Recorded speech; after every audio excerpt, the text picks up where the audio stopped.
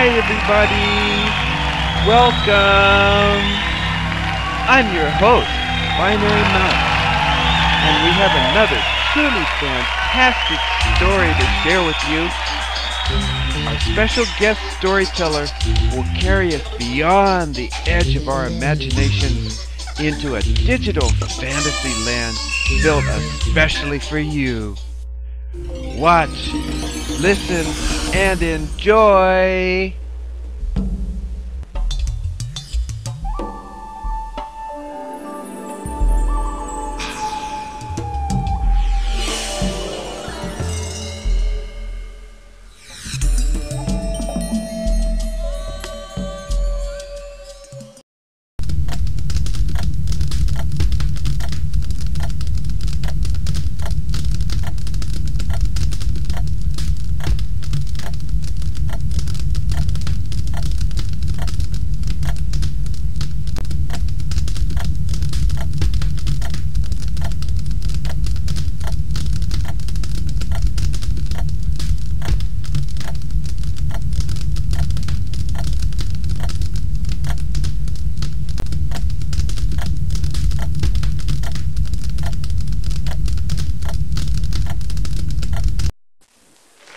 Your virtual world's fireside theater story that we wish to share with you is called A Crow and His Three Friends.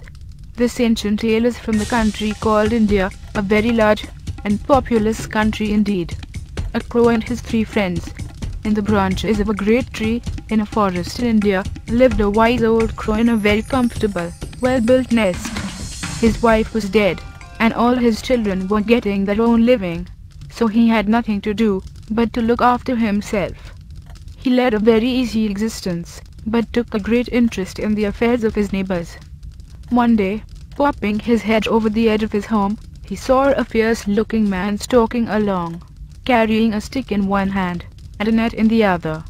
"That fellow is up to some mischief, I'll be bound," thought the crow. "I will keep my eye on him." The man stopped under the tree, spread the net on the ground, and taking a bag of rice out of his pocket, he scattered the grains amongst the meshes of the net. Then he hid himself behind the trunk of the tree from which the crow was watching, evidently intending to stop there and see what would happen. The crow felt pretty sure that the stranger had designs against birds, and that the stick had something to do with the matter. He was quite right, and it was not long before just what he expected came to pass. A flock of pigeons, led by a specially fine bird who had been chosen king because of his size and the beauty of his plumage, came flying rapidly along, and noticed the white rice, but did not see the net, because it was very much the same color as the ground.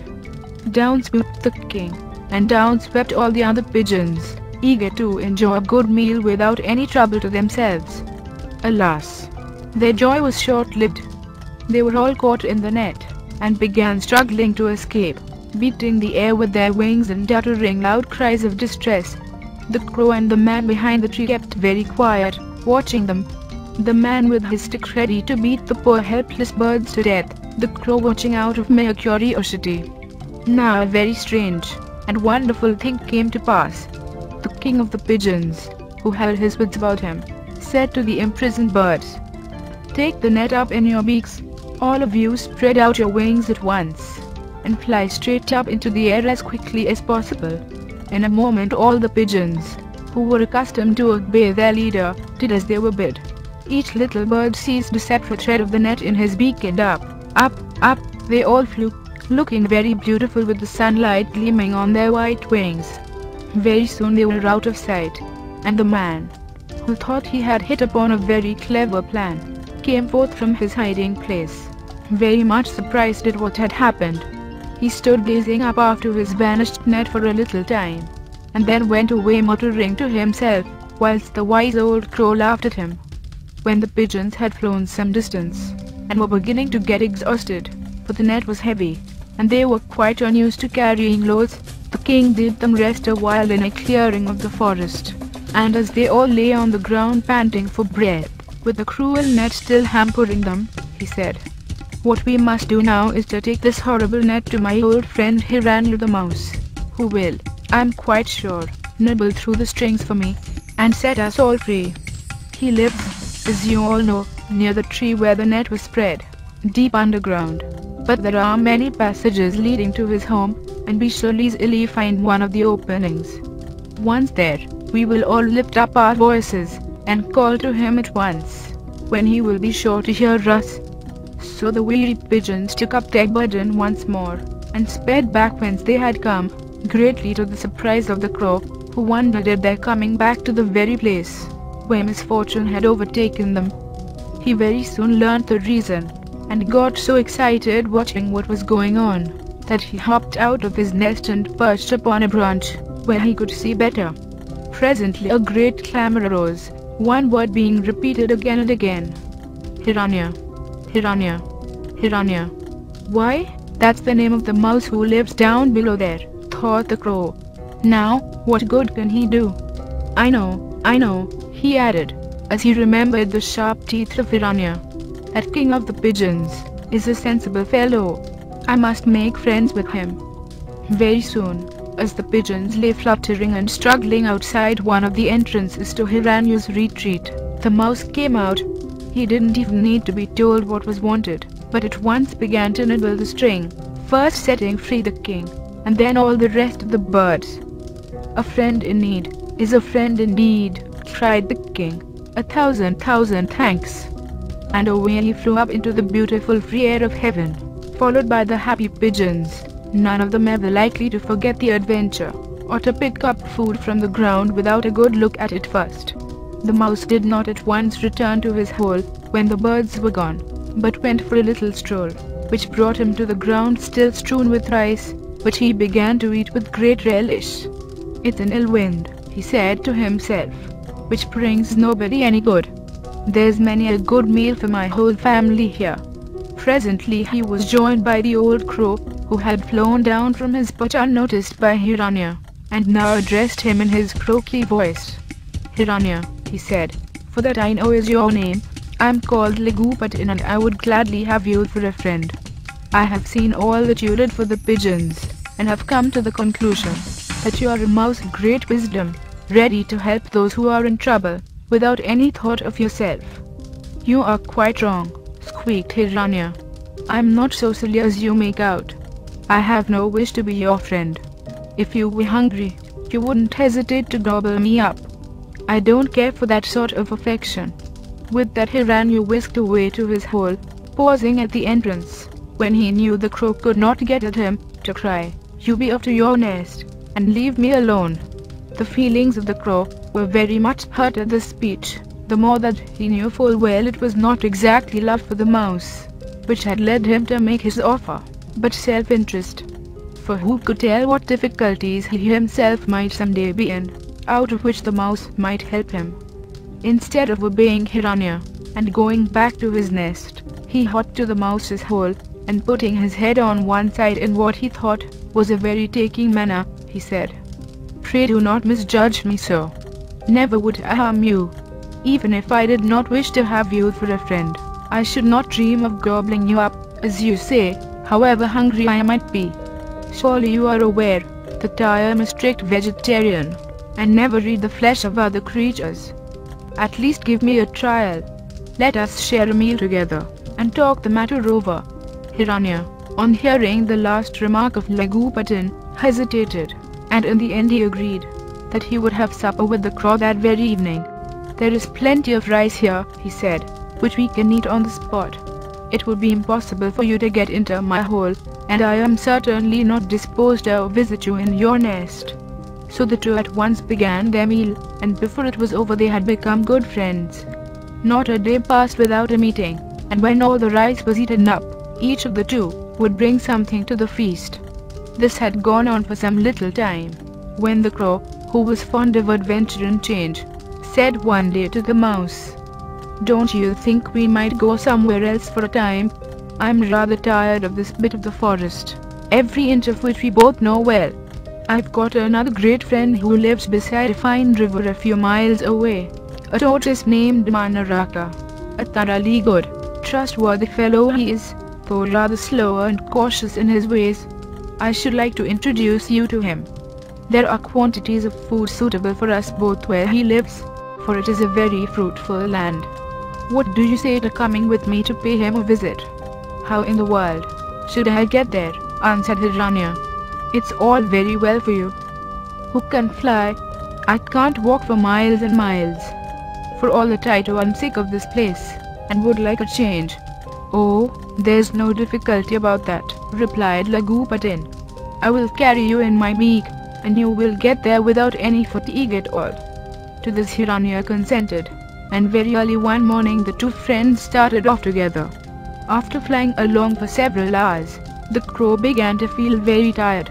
He was seized too with a great desire to hear his own voice again. So he flew to the ground, laid his little companion gently down, and gave vent to a number of hoarse cries, which quite frightened Hiranya, who timidly asked him what was the matter.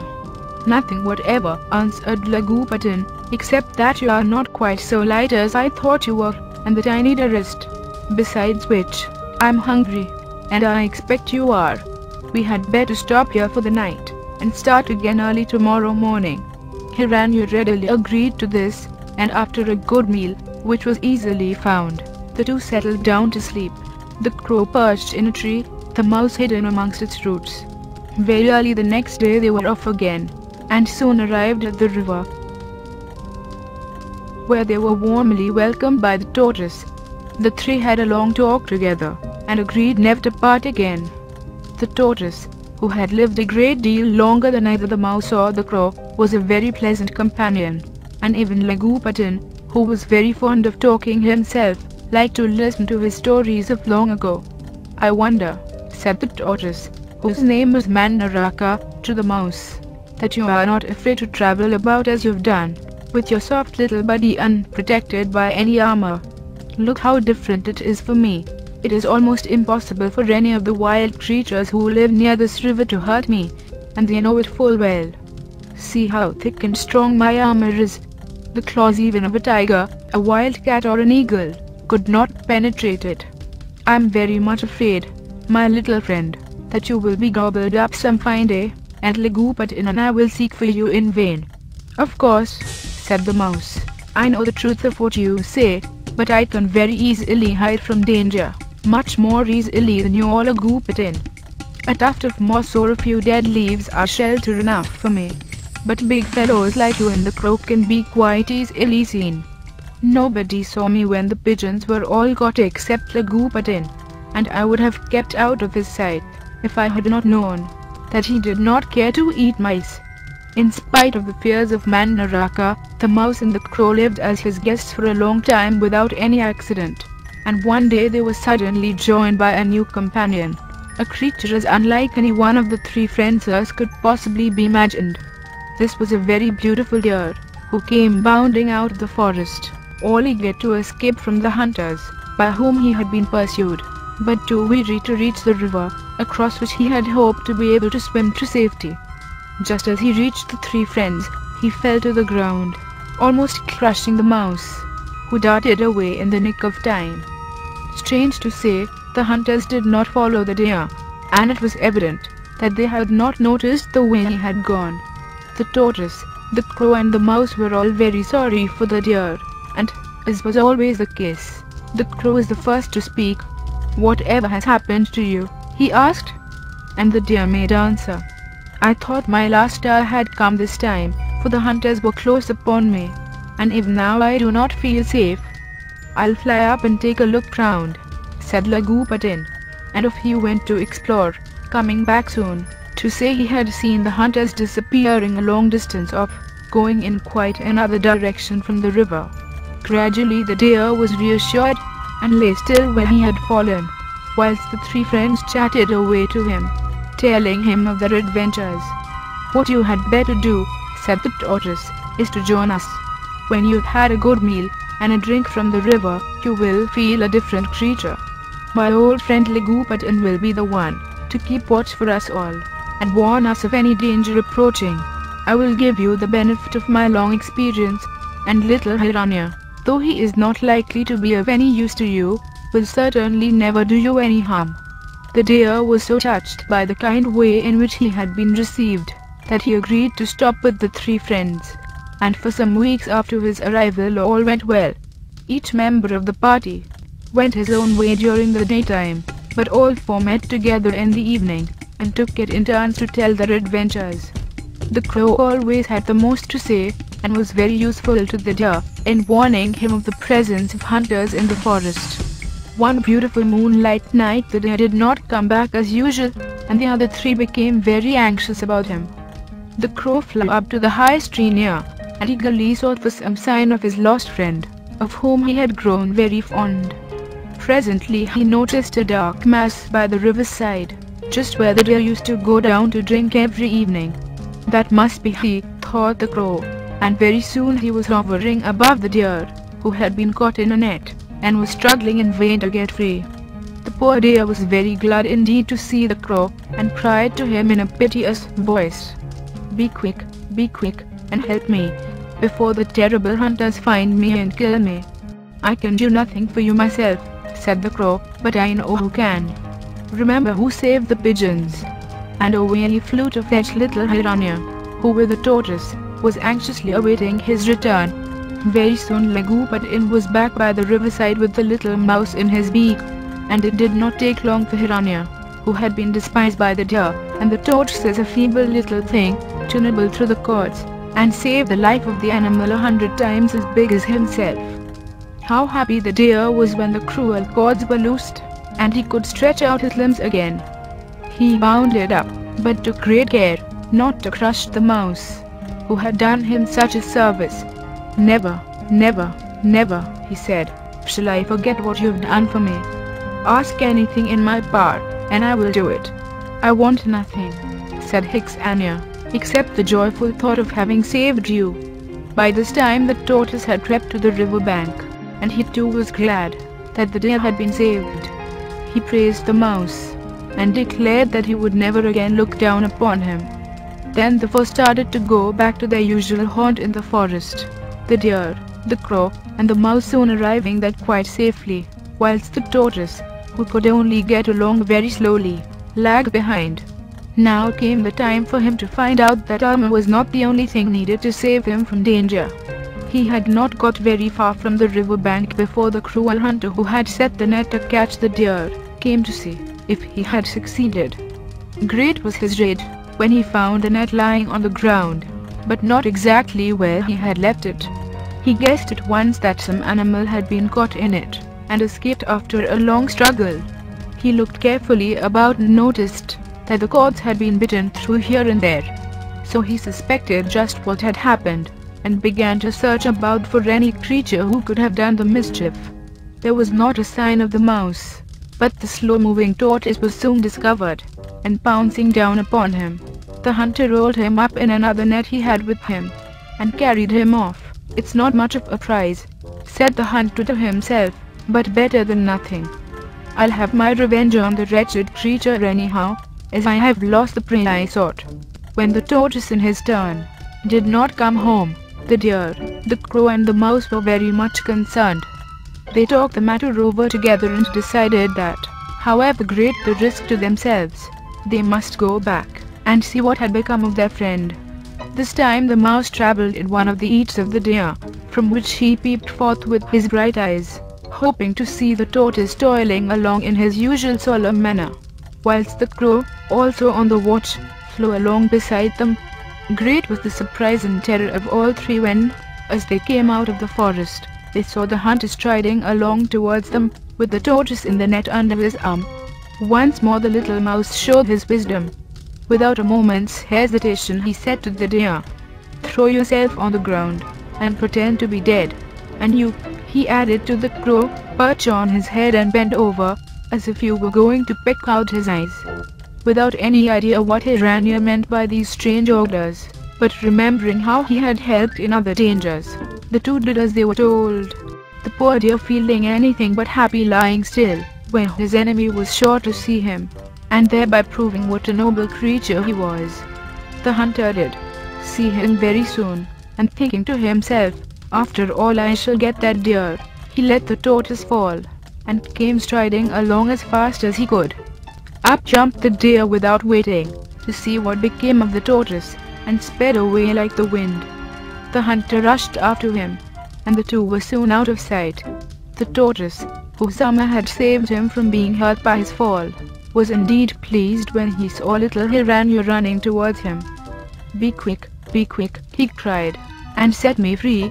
Very soon the sharp teeth of the mouse had bitten through the meshes of the net, and before the hunter came back, after trying in vain to catch the deer, the tortoise was safely swimming across the river, leaving the net upon the ground, whilst the crow and the mouse were back in the shelter of the forest.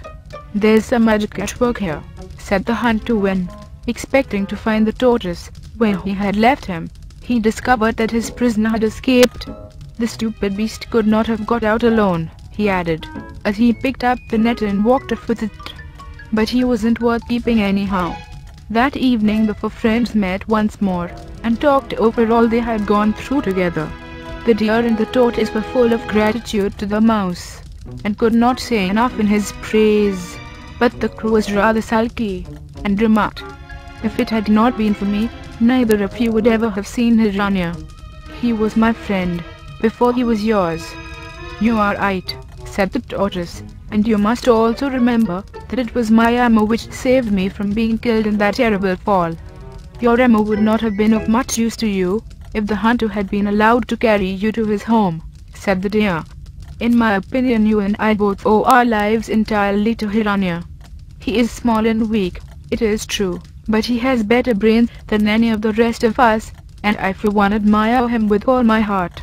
I am glad I trusted him and obeyed him when he ordered me to pretend to be dead, for I had not the least idea how that could help the tortoise." "Have it your own way," croaked the crow, "but I keep my own opinion all the same. But for me, you would never have known my dear little Hiranyu." In spite of this little dispute, the four friends were soon as happy together as before the adventure of the tortoise. They once more agreed never to part, and lived happily together for many years, as they had done ever since they first met.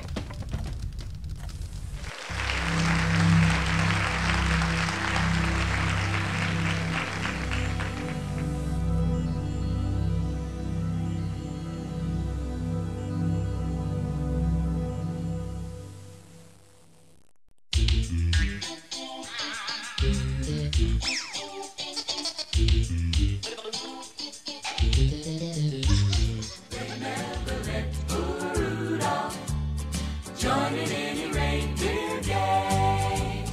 Then one foggy Christmas Eve, Santa came to say, "Rudolph, with your nose so bright, won't you guide my sleigh tonight?" Singing how the reindeer loved me, as they shouted out with glee, "Rudolph the red-nosed reindeer, you'll go down in history."